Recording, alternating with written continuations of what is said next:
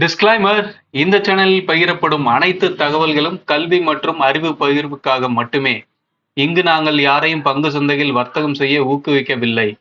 இங்கு பகிரப்படும் அனைத்து தகவல்களும் எங்களின் தனிப்பட்ட கருத்து. மிக முக்கியமாக, நான் செபியில் பதிவு செய்யப்பட்ட ஆலோசகர் அல்ல. Hi, hello, welcome back to our channel options master guide. இது பார்த்தீங்கன்னா நிஃப்டிக்கு நாம நேற்று கொடுத்துருந்த லெவல்ஸ். இந்த 4 கிரீன் கலர் லைன்ஸ். நேற்று மார்க்கெட் ஓப்பன் பார்த்தீங்கன்னா 24,357. நம்மளோட R2 24,340. R2க்கு வெளியே தான் ஓப்பன் பண்ணியிருக்கான். ஆனால் ஓப்பன் பண்ணி ஃபர்ஸ்ட் கேண்டிலே ஓப்பன் ப்ரைஸில் ஒரு ரிஜெக்ஷன், நம்மளோட R2லையும் ஒரு ரிஜெக்ஷனை காமிச்சிட்டான்.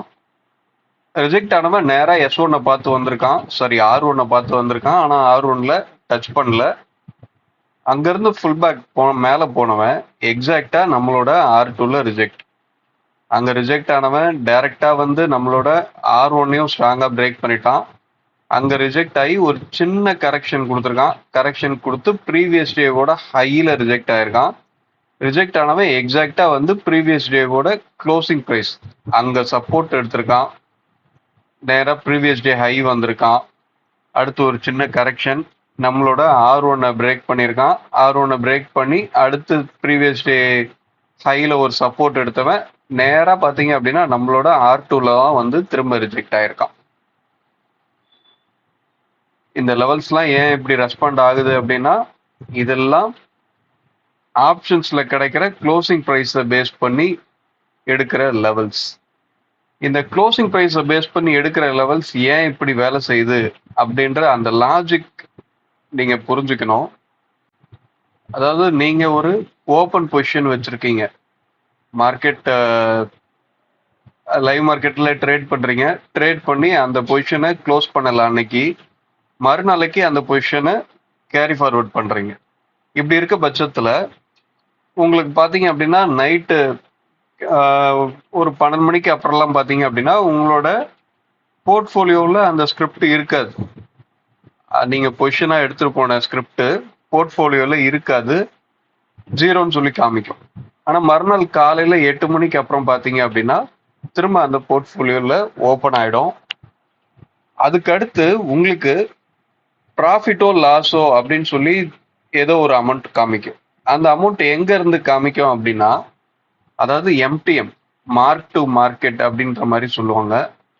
அந்த எம்டிஎம் எங்க இருந்து ஃபாலோ ஆகும் அப்படின்னா, ப்ரீவியஸ் டேவோட க்ளோசிங் ப்ரைஸ், அந்த செட்டில்மெண்ட் ப்ரைஸ் கொடுக்குறான் பாருங்க என்எஸ்சி வெப்சைட்ல, அந்த ப்ரைஸ்ல இருந்து தான் உங்களோட ப்ராஃபிட் லாஸ் மறுநாள் காலையில மார்க்கெட் தொடங்குறதுக்கு முன்னாடி 8 மணில இருந்து ஆரம்பிக்கும். அப்போ இருந்து கால்குலேட் ஆகும்.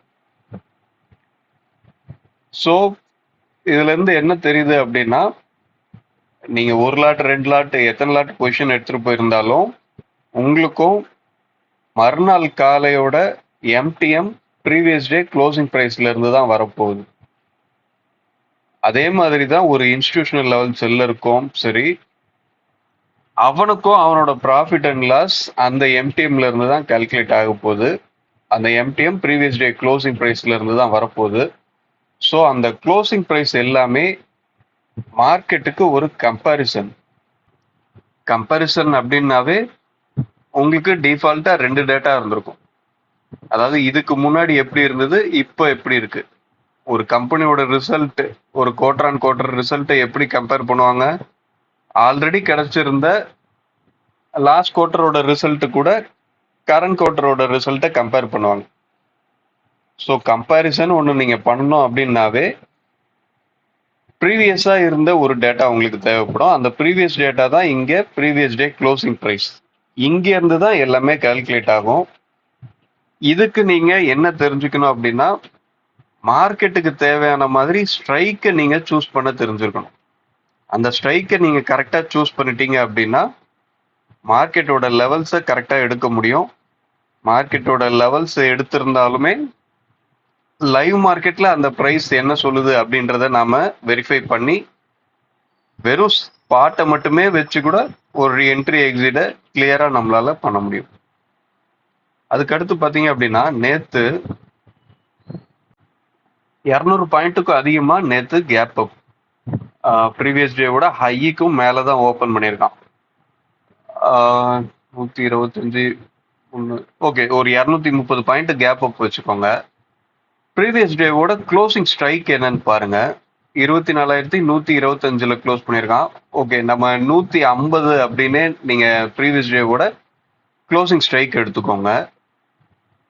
அதே மாதிரி பாத்தீங்க அப்படின்னா இன்னைக்கு ஓப்பனிங் 24,357 கொடுத்துருக்கான் அப்படின்ற பட்சத்துல 24,350 ஓப்பனிங் ஸ்ட்ரைக்கா எடுத்துக்கோங்க. இந்த ஓப்பனிங் ஸ்ட்ரைக்கையும் ப்ரீவியஸ் டே க்ளோசிங் ஸ்ட்ரைக்கையும் வச்சு கம்பேர் பண்ணி பாருங்க. Previous day closing strike 150, opening strike 350. இப்படி இருக்க பட்சத்துல இவங்க ரெண்டு பேருக்கும் நடுவுல எவ்வளவு பாயிண்ட் டிஃபரெண்ட் இருக்கு பாருங்க. 200 பாயிண்ட், 4 ஸ்ட்ரைக் டிஃபரெண்ட் இருக்கு. 4 ஸ்ட்ரைக் டிஃபரெண்ட் இருக்கு அப்படின்னும் போது மார்க்கெட் முதல் நாள் 150ல க்ளோஸ் பண்ணும்போது இந்த 350 அப்படின்றவன் 350 கால் ஆப்ஷன் அப்படின்றவன் 200 பாயிண்ட் ஓடிஎம்மா இருந்திருப்பான். 4 ஸ்ட்ரைக் ஓடிஎம்மா இருந்திருப்பான். அதே நேரத்துல ப்ரீவியஸ் டே க்ளோசிங்ல 350 புட்டு அப்படின்றது 4 ஸ்ட்ரைக் ஐடிஎம்மா இருந்திருக்கும். லைவ் மார்க்கெட்ல என்ன நடந்திருக்கும்னு பாருங்க.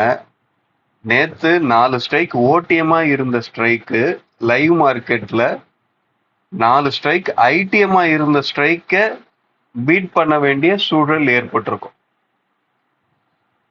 அந்த சூழல் அப்படி ஒரு பீட் நடந்திருந்தா மட்டும்தான் மார்க்கெட்டால தொடர்ந்து அந்த கேப் அப்ப அப்படியே ஃபாலோ பண்ணி மேல போக முடியும். ஒரு ஓடிஎம் ஐடிஎம் எல்லா டைமும் ஜெயிக்க முடியுமா அப்படின்னு கேட்டீங்கன்னா முடியவே முடியாது. அதுக்கு அந்த கேப்புக்கு உண்டான பிரீமியத்தை மார்க்கெட்ல கொடுக்கணும். அந்த பிரீமியம் கொடுத்திருந்தா மட்டும்தான் மார்க்கெட் அந்த கேப்பை அப்படியே சஸ்டெயின் பண்ணி மேல போக முடியும். இல்ல அப்படின்னா அந்த இடத்துல ஒரு சைட்வேஸோ இல்ல கேப்பை ஃபில் பண்ற விஷயமோ அப்படிதான் நடக்கும். நீங்க கேப்பை ஃபில் பண்றது எல்லாம் ஒரு ரேண்டமா நடக்குது அப்படின்ற மாதிரி நினைச்சுக்காதீங்க. எல்லாத்துக்குமே பிரீமியம் தான் அங்க அடுத்து என்ன நடக்க போகுது அப்படின்ற விஷயத்த சொல்லுமே. ஸோ ப்ரீமியத்தை நீங்க கரெக்டா ஃபாலோ பண்ணீங்க அப்படின்னா எப்படி மூவ் ஆக போகுது அப்படின்ற விஷயத்த நீங்க புரிஞ்சுக்கலாம். மார்க்கெட் கேப் அப் ஆயிடுச்சு. கேப் அப் ஆயிட்டு கேப் அப் ஆன அந்த காலோட ஸ்ட்ரைக் ஐடிஎம் இருந்த புட்டோட ஸ்ட்ரைக்கை வின் பண்ண முடியல. அதே நேரத்துல மேல போறதும் ஸ்டாப் ஆயிடுச்சு அப்படின்னு பிரீமியம் சொல்லும் போது மார்க்கெட் சைடு வேஸ்லயோ இல்ல கீழேயோ தான் வந்தாகணும். கீழே வரணும்னா என்ன பண்ணணும்? அந்த ஐடிஎம் புட்டா முதல் நாள் க்ளோசிங்ல ஐடிஎம் புட்டா இருந்த ஸ்ட்ரைக்கு இப்ப ஏடிஎம் புட்டா ஆயிடும். அந்த ஏடிஎம் புட்டா இருந்த ஸ்ட்ரைக்கு முதல் நாள் ஓடிஎம் காலா இருந்த ஸ்ட்ரைக் மறுநாள் லைவ் மார்க்கெட்ல ஏடிஎம் காலோட ஸ்ட்ரைக்கா இருக்கும். ஒரு ஐடிஎம் ஏடிஎம் ஐடிஎம்மா இருந்த ஸ்ட்ரைக்கு ஓடிஎம் ஜெயிக்கிறது ஈஸியா மாறிடும். அப்படி ஈஸியா மாறினதுக்கு அப்புறம் தான் மார்க்கெட்ல டவுன் சைட்ல மூவ்மெண்ட் கிடைக்கும். டவுன் சைட்ல மூவ்மெண்ட் கிடைக்கும் போது எல்லாருமே என்ன நினைச்சுக்கிறாங்க? மார்க்கெட் கேப்பை ஃபில் பண்ண வருது அப்படின்றத நினைச்சுக்கிறாங்க. ஆனா பிரீமியம்ல உண்மையாவே நடக்கிற விஷயம் யார் யாரை ஜெயிக்கிறா, யார் யார்கிட்ட தோத்து போறா, அதுதான் பிரீமியத்துல நடக்கிற விஷயமே. பிரீமியத்தை கிளியரா ஃபாலோ பண்ணுங்க. இந்த பிரைஸ் எல்லாம் எந்த ஸ்ட்ரைக்கை பேஸ் பண்ணி எடுத்திருந்தது அப்படின்னாலும் அந்த பிரைஸை நீங்க ஃபாலோ பண்ணீங்கன்னாவே இந்த ஏரியால ரிஜெக்ட் ஆகுமா ஆகாதா? காலையில 9:35க்கு நம்மளோட R2ல எக்ஸாக்டா ரிஜெக்ட் ஆயிருக்கான். இந்த விஷயம் ஆகுமா ஆகாதா அப்படின்றத நீங்க கரெக்டா கண்டுபிடிக்கணும். சரி, ஓகே, லென்த்தியா போயிட்டு இருக்கு. இப்போ இதெல்லாம் ரிமூவ் பண்ணிட்டு இன்னைக்கு உண்டான லெவல்ஸ் எடுத்துட்டு வரேன். இன்னைக்கு உண்டான லெவல்ஸ் என்ன சொல்லுதுன்னு பார்ப்போம். ஓகே, இன்னைக்கு உண்டான லெவல்ஸ் மார்க் பண்ணியாச்சு.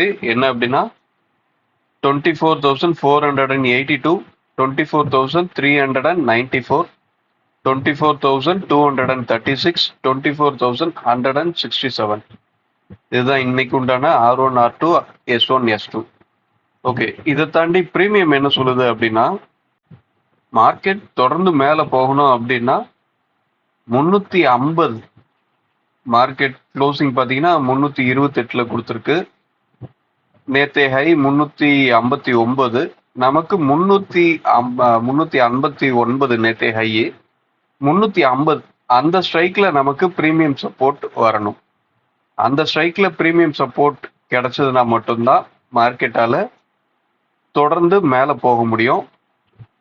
உங்களுக்கு பாத்தீங்க அப்படின்னா கீழே சப்போர்ட்னு பாத்தீங்க அப்படின்னா 24,200 இது நல்ல ஒரு சப்போர்ட்டா செயல்படுறதுக்கு வாய்ப்பு.